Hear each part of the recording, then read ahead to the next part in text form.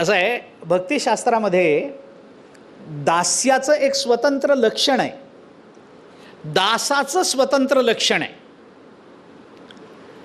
सगळी कर्म भगवंताला किंवा मालकाला अर्पण करून त्याचं किंकर म्हणून राहणं, दास्यम कर्मार्पणम तस्य कैंकर्यमपि सर्वथा. किंवा दासास्तु प्रश्रितास्तस्य निदेशवशवर्तिनः विश्वस्ता प्रभुता ज्ञानम विनम्रित धियश्चते. हे भक्तिरसामृत सिंधूमध्ये आलेलं दासाचं लक्षण. दास कुणाला म्हणावं ते सगळं सांगत नाही मी.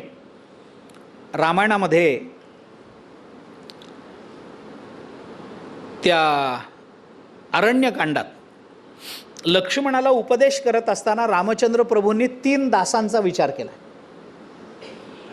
उत्तम दास, मध्यम दास आणि अधम दास असे 3 प्रकार रामचंद्र प्रभूंनी लक्ष्मणाला सांगितले. अवघड आहे एवढं सांगायचंय मला. आणि दास्य कोणी करू शकत नाही. तुकाराम महाराजांनी म्हणावं आम्ही ज्याचे दास त्याचा पंढरी येवास, दास आहे. समर्थांनी म्हणावं आम्ही दास आहोत, जगे धन्य तो दास सर्वोत्तमाचा, त्यांनी म्हणावं मान्य आहे.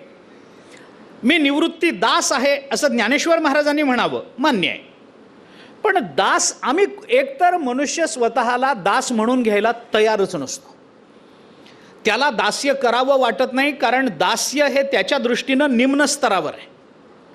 आपण कुणाच्या अंकित नाही. मी कुणाचं दास्य करू हां लोकांनी माझं करावं हे मला मान्य आहे, पण मी कुणाचं करणार नाही हा अहंकार असतोच.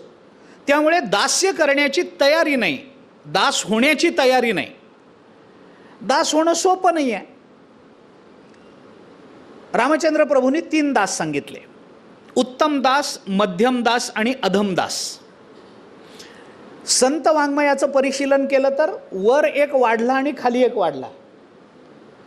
उत्तमोत्तम दास, उत्तम दास, मध्यम दास, अधम दास, अधमाधम दास. अजून मी थोडंसं वाढवतो त्याच्यात, लांबवायचं नाही आहे, एकेका वाक्यामध्ये सांगतो.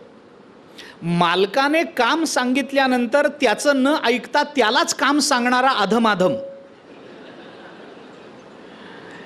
मालकाने काम सांगितल्यानंतर अर्धवट काम करणारा अधम. मालकाने काम सांगितलंय तेवढंच काम करणारा मध्यम. मालकाने काम सांगितल्यानंतर तदनुषंगानं इतरही कामं करून येणारा हा उत्तम. आणि कोणतंही काम न सांगता सगळी कामं करणारा उत्तमोत्तम. आपण एकेका वाक्यात त्याचा अर्थ जर बघितला तर हे 5 प्रकारचे दास सापडतात.